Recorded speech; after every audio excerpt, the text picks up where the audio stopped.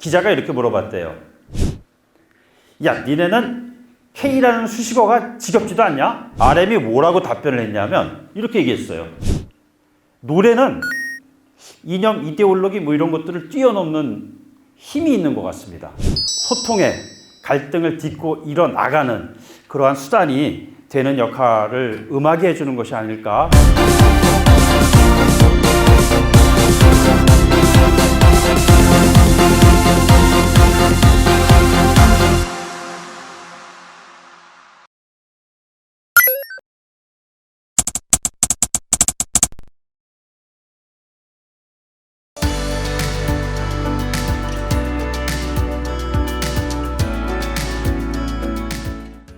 오늘 제가 강의를 하게 될 내용은요, 노래로 하나 되는 세상, 북한에도 BTS 등장이 가능할까라는 제목입니다. 2000년 그 정상회담이 6월에 이제 끝나고 8월에 이산가족 상봉이 있었을 때 제가 4박 5일 동안 평양에 머물렀었거든요.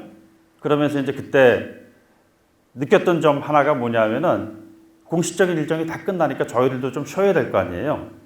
그래서 이제 고려 호텔 지하에 있는 가라오케에 가가지고 그 남북 기자들 간에 노래 배틀이 한 번 있었어요. 야, 일 다 끝났으니까 우리 한번 노래 한번 부르면서 친목을 다져보자라는 과정에서 이제 노래를 부르면서 뭐 많은 이야기들을 하지 않았음에도 불구하고 이 감성적으로 서로 좀 교감하면서 공감했던 그러한 기억이 23년이 지난 오늘까지도 너무 생생하게 기억에 남아있더라고요. 그래서 어떤 노래를 매개로 한 문화의 콘텐츠를 매개로 한 사람과 사람 사이의 관계라는 것이 이렇게 참 오래 가는 거구나 라는 걸 좀 느꼈습니다. 그러면서 그땐 뭐 한류라는 그 붐이 그렇게 세게 일어날 때가 아니었는데 여러분들 뭐 잘 아시지만 한류는 이미 그냥 글로벌 대표 문화상품이 되어버리고 말았잖아요. 그래서 이 글로벌한 시대의 한류의 어떤 그 열기, 에너지 이런 것들이 과연 북한에는 어떠한 형식으로 전달되고 있고 앞으로도 전달될 가능성이 있고 그것이 남북 간의 변화에 어떠한 영향을 줄까라는 부분에 대해서 나름대로 고민을 좀 해봤습니다.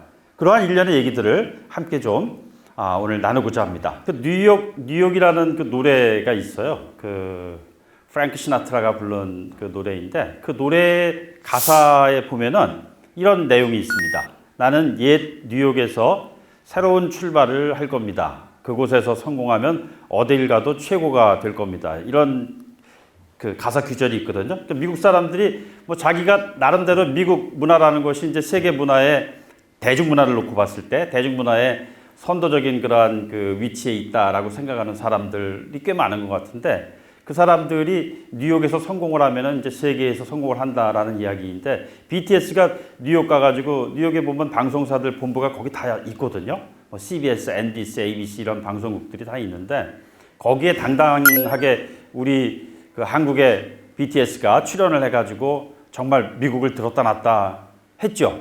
그러면서 이제 제가 갖게 되는 느낌이 뭐였냐면은 야, 이게 뉴욕에서 성공을 했으니까 이제 방탄소년단의 세계적인 성공은 이미 따놓은 당상이구나 뭐 이런 생각이 좀 들었어요. 실제로 그런 것 같습니다. 그래서 저는 어떤 생각이 들었냐면은 요즘 말하면 그 K 브랜드 뭐 여러 가지 있잖아요. K 양궁은 뭐 지금은 이미 그냥 당연한 것처럼 느껴지지만 뭐 옛날에 처음부터 K 양궁이 세계 제일 가는 건 아니었었죠. 88 올림픽 이후에 이제 많은 금메달리스트가 쏟아져 나오고 그랬는데 K 양궁은 한국에서 전국체전에서 1등 하면은 세계 1등을 하는 겁니다. 그 뭘 의미하는 거냐면은 한국 양궁이 세계 최고이기 때문에 그런 거죠. KLPGA 뭐 그냥 여러분들 잘 아시는 박세리 선수, 뭐 김미연 등등 많이 있잖아요, 옛날에. 그냥 그러니까 한국의 LPGA, KLPGA에서 1등을 하면은 이제는 세계 LPGA 투어에서 1등을 하는 거예요. 왜냐?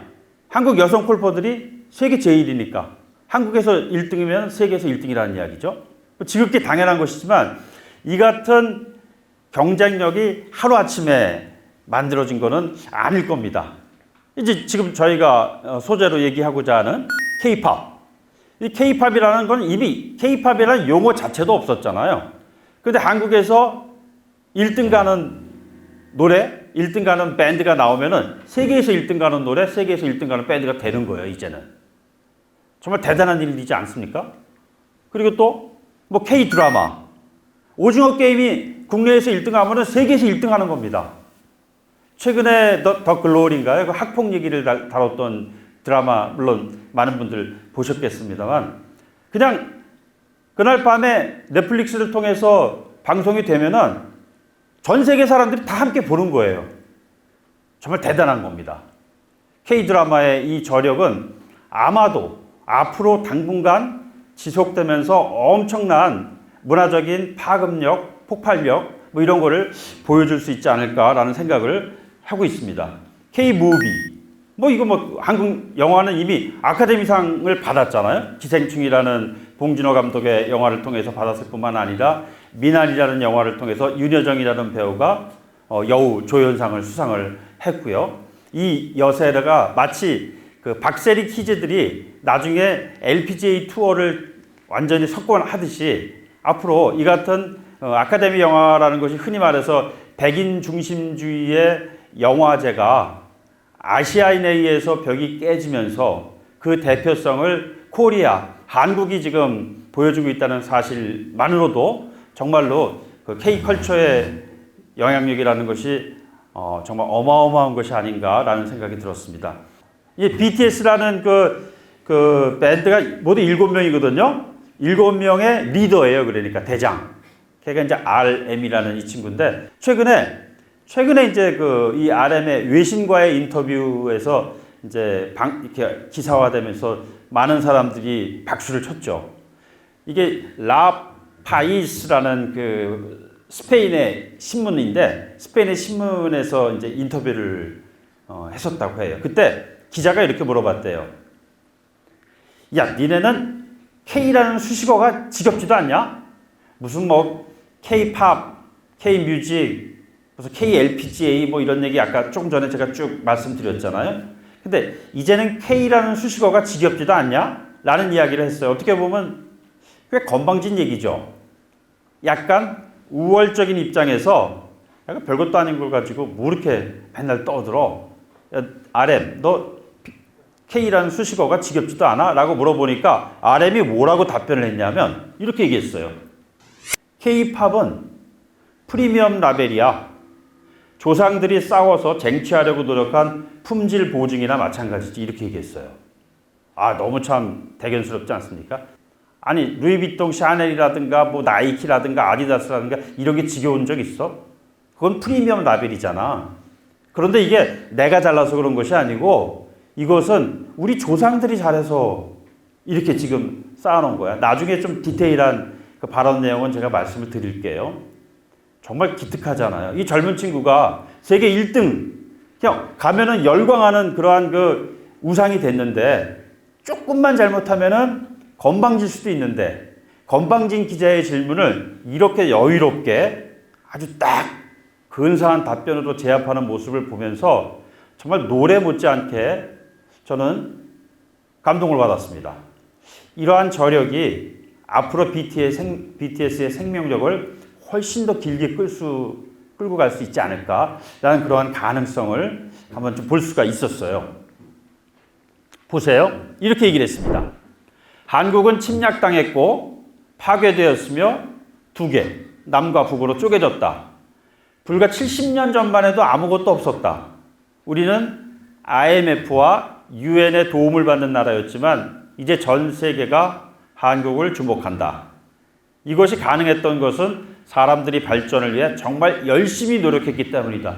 이 열심히 노력했다는 거예요.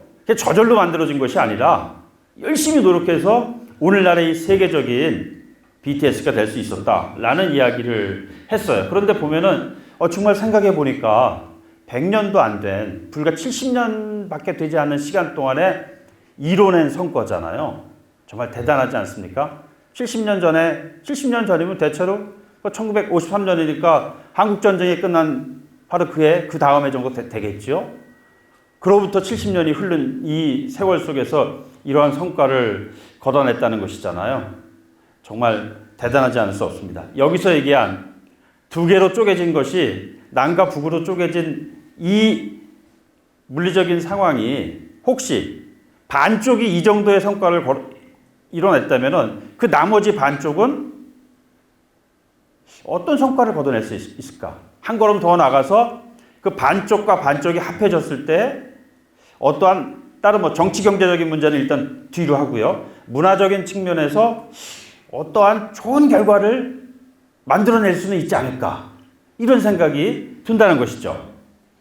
이거는 제가 이제 2000년에 평양의 공동 취재단에 가서 이산가족 현장에 가서는 취재를 했던 모습입니다. 아주 인상적이었던 그 질문은 제가 받았던 질문은 뭐였냐면은 CNN의 기자가 저한테 이런 질문을 했어요. 근데 난 정말 이해가 안 되는 게 있다는 거예요. 그게 뭐가 이해가 안 되는데 그랬더니 이제 이산가족 상봉이라는 것이 이제 처음에 첫 상봉하고 오찬이나 만찬 상봉하고 숙소에서 또 이제 개별 상봉들 하고 이제 맨 마지막 날 작별 상봉을 하는데 작별 상봉할 때는 이제 떠나가면서 그 버스가 이제 출발하면은 막 버스를 쫓아가면서 막 창문 두들기고 뭐 이런 장면들 언론을 통해서 많이 보여줬잖아요. 헤어지는 거니까. 근데 아니 50년 만에 만났다고 그러는데 아무리 작별 상봉이라고 한다 하더라도 이게 헤어지는 게 가능한 거냐? 나는 저기 이제 더 이상 헤어질 수 없다라고 그냥 거기서 차 앞에서 들어 눕든가 해야지 그렇게 얘기하는데 아니 실제로 그런 사람들이 있잖아. 그랬더니 아니 그런 거 말고 진짜로 나는 안 돌아가겠다든가 뭐 이렇게 얘기를 해야지 사람의 감정이고 생각이고 그것이 올바르게 표현되는 것이지. 야 이제 이산가족 상봉 일정 끝 헤어집시다. 아니 이게 가능하냐는 얘기예요. 그렇게 물어보더라고요 저한테. 저도 그 외신 기자의 질문에 뭐라고 딱히 답변을 잘 못하겠더라고요 보니까. 그러니까 이게 체제가 가져온 분단 한 반세기 동안의 기간 동안에 사람들이 혈육의 상봉마저도 때가 되면은 다시 또 헤어지는 그리고 어쩔 수가 없는 또 이렇게 만들어 놓는 것이 정말 어떻게 해서 가능한 것일까? 이러한 혼란스러움을 제 스스로도 현장에서 좀 겪었던 바가 있습니다.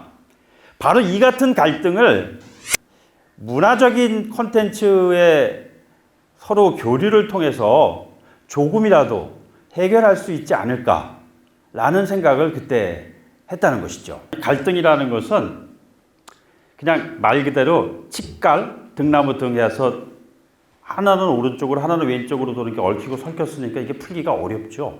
그래서 갈등입니다. 영어로도 보면요, conflict라는 그 갈등이라는 단어의 어원이 con은 함께라는 뜻이거든요. con. 플릭트라는 것은 이제 라틴어로 플리게레 해가지고 스트라이크 치다 이런 뜻이에요. 그러니까 한쪽이 치니까 상대방도 치겠죠. 그래서 갈등이 생기는 거예요. 개인이나 집단의 정서 또는 동기가 다른 정서나 동기가 모순되어서 그 표현이 저지되는 상태다라는 것을 갈등이라고 이렇게 표현을 하는 겁니다.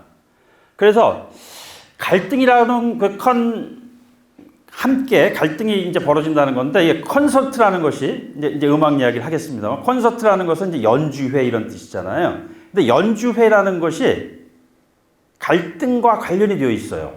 이상하다. 협연을 하고 그러는데 왜 갈등을 하지? 그럼 다 안 되는 거 아니야? 그런데 컨은 아까 말씀드린 함께라는 뜻이에요. 서로.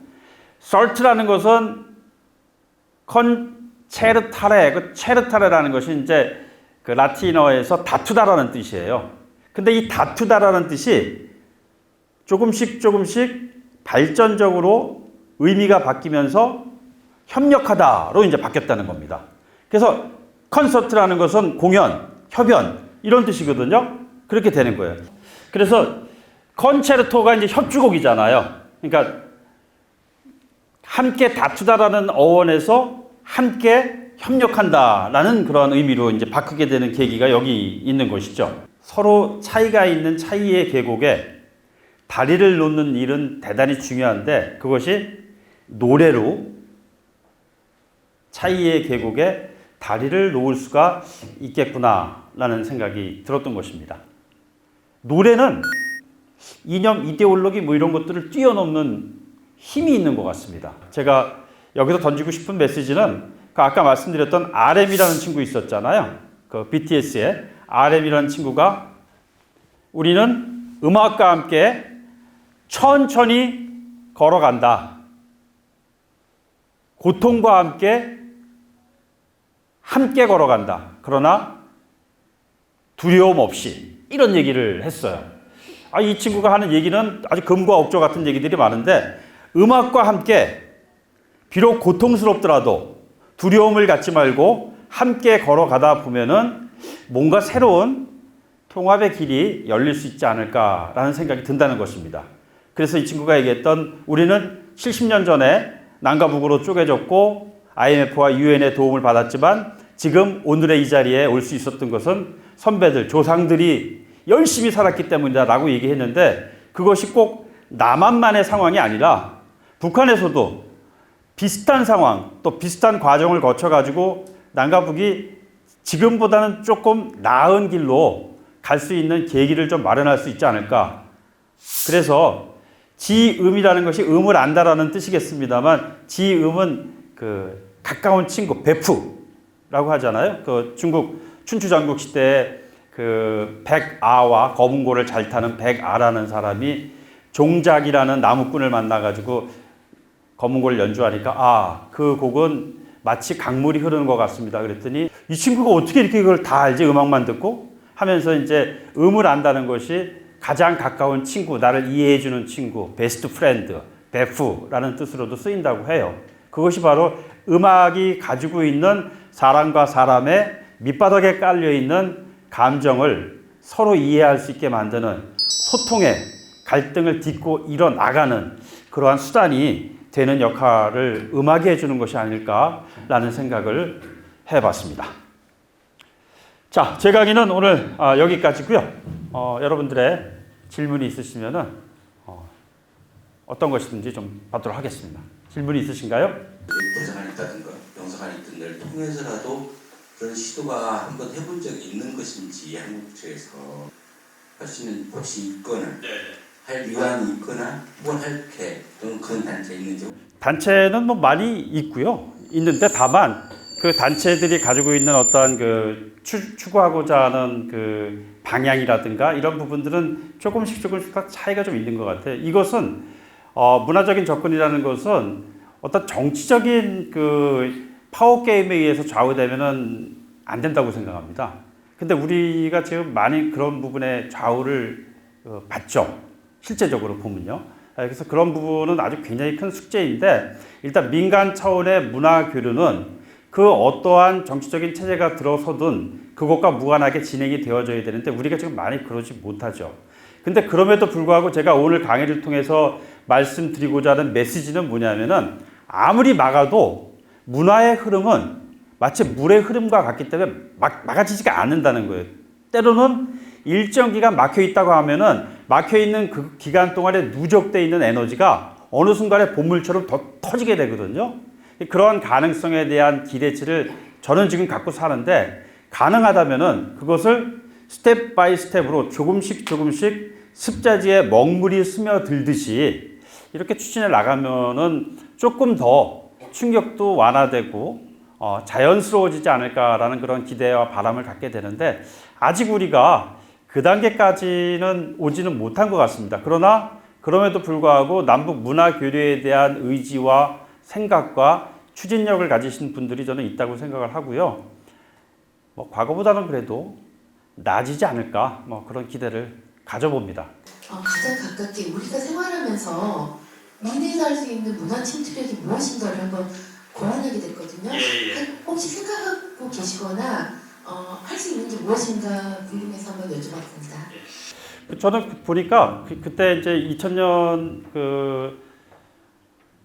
한 10년 정도 된 것 같죠? 젊은 우리 쪽의 아이돌 그룹들, 바이브 이런 친구들이 북한의 노래를 리메이크 불렀더라고요. 그래서 음반을 아예 냈어요. 그때 동행인가 아무튼 이런 식으로 북한 노래들을 북한의 약간의 딱딱한 버전이었다면은 굉장히 말랑말랑한 버전으로 젊은 취향들이 좀 묻어나는 그런 식으로 불렀는데 저희들이 듣기도 참 좋더라고요. 그 노래가.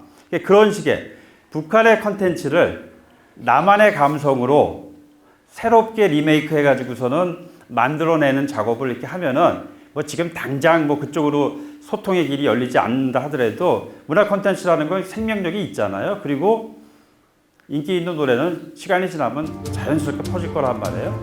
그런 식으로 좀 만들어내면은 당장 1대1 대면으로 해서 코웍은 협력은 안 될지라도 앞으로의 펼쳐질 어떤 공동 작업의 여지를 미리 좀 만들어 놓는 것이 아닐까 그런 생각을 좀